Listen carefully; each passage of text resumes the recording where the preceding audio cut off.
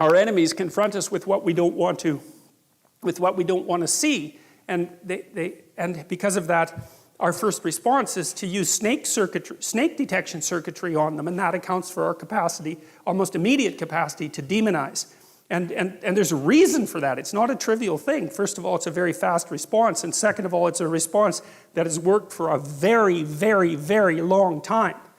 And so, you know, one of the variants of the hero, and I would consider a variant of the hero like a fragment of the picture of God, is the heroic warrior who slays the enemy, right? And of course, that's not precisely a politically correct representation of the hero in modern times. And well, and no wonder, but it's still something that you go watch in movies all the time and admire, right? It's like this one of the how many plots are there? Romance and adventure, that's about it. And most of the adventure genre is, well, there's some enemy that's lurking in some form. It could be human, it could be alien, and someone rises up to go and confront it and maintain order. You know, it's like, there's no getting away from that story.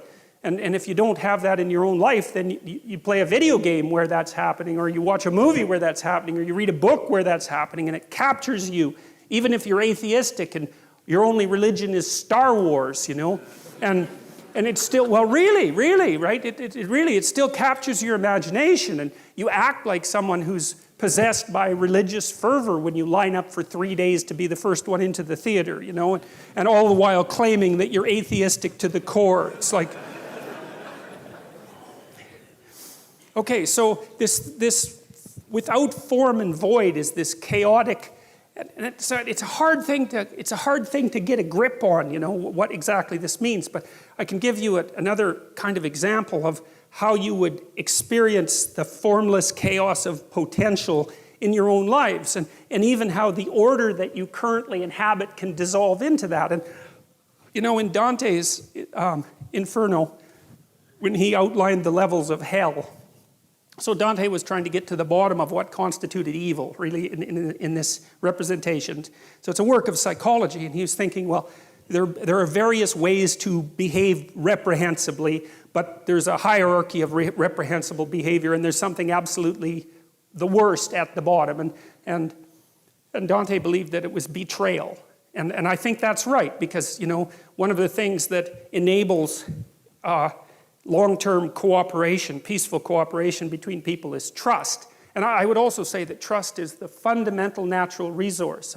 There's been some very good books written on the economic utility of trust, for example, and societies where the default economic presupposition between trading partners is trust tend to be rich, even if they don't have any natural resources. And you can see that, for example, with what happened with eBay, which I think was a kind of miracle, because what should have happened with eBay was that you sent me junk and I sent you a check that bounced, right? And that was the end of eBay.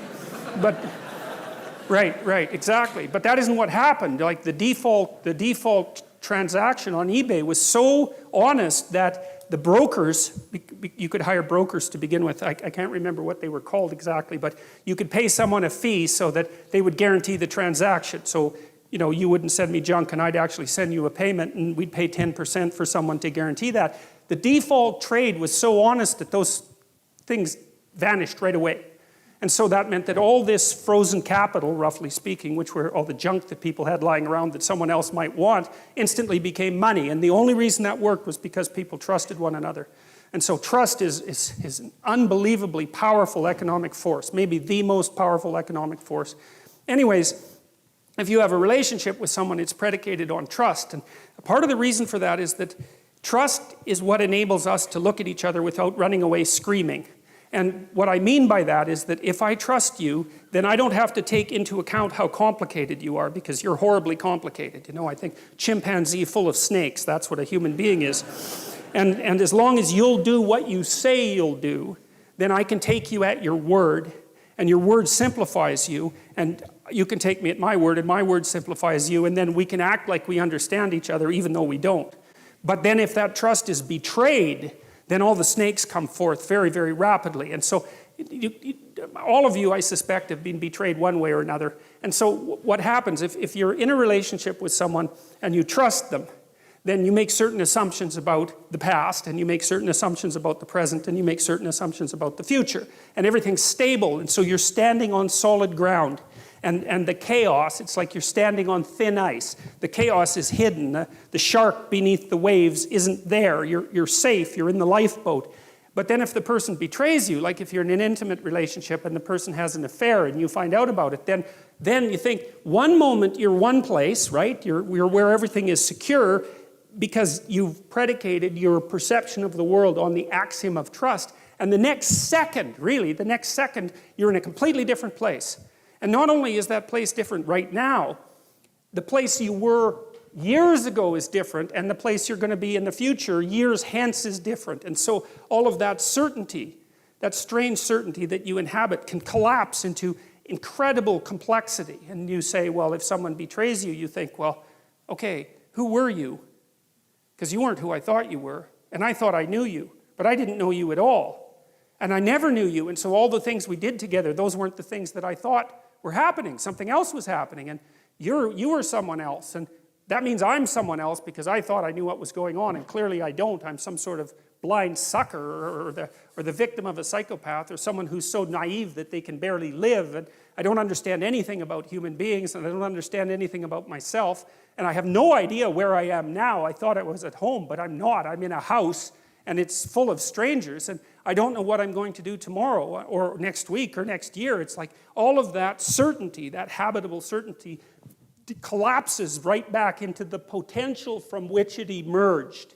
And that's a terrifying thing. That's a journey to the underworld from a mythological perspective. And that is really something worth knowing, because, you know, journeys to the underworld are extraordinarily common in mythological stories. And, you know, like the Hobbit going out to find the Smog, the dragon, and get the gold is a journey into the underworld. And journeys to the underworld happen all the time, and modern people don't understand what the underworld is, except that we've all been there, and we go there all the time.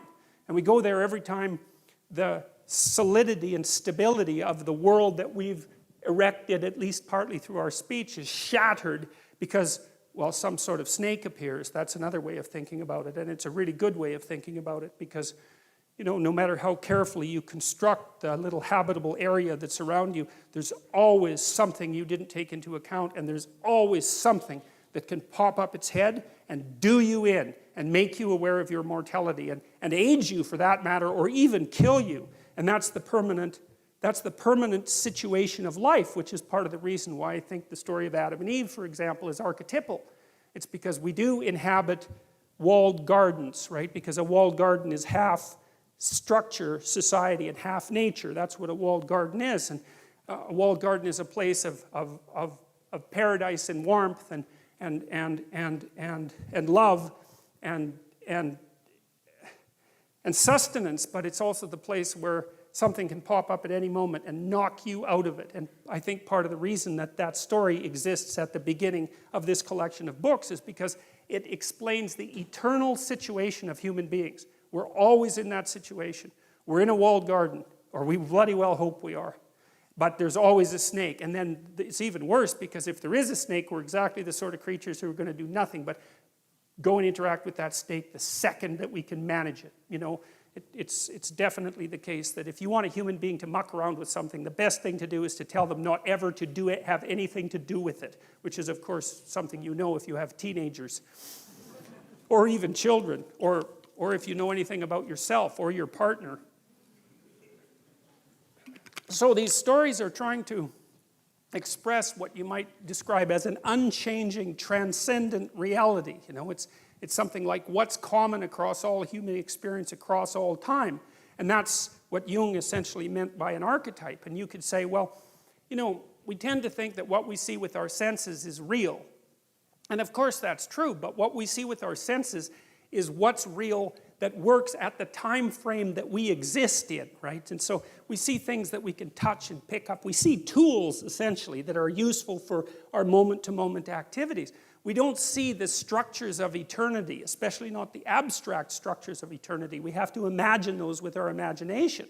Well, and that's partly what these stories are doing. They're saying, well, there's forms of stability that transcend our capacity to observe. We which is hardly surprising. We know that if we're scientists, right? Because we're always abstracting out things that we can't immediately observe.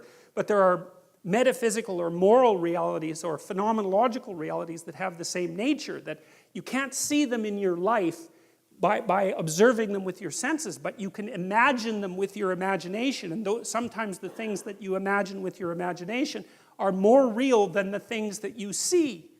Well, numbers are like that, for example. I mean, there's endless examples of that. And I would say, well, this is also a good way of thinking about fiction, because a good work of fiction is more real than the stories from which it was derived. Otherwise, it has no staying power, right? It's distilled reality, even though in some sense it never happened. It's like, well, it depends on what you mean by happened. You know, it's a pattern that repeats in many, many places with variation. You extract out the central pattern. It's the pattern purely never existed in any specific form, but the fact that you've pulled a pattern out from all those exemplars means that you've extracted something real. And I think the reason that the story of Adam and Eve, which we'll talk about in quite a bit of detail today, has been immune to being forgotten is because it says things about the nature of the human condition that are always true.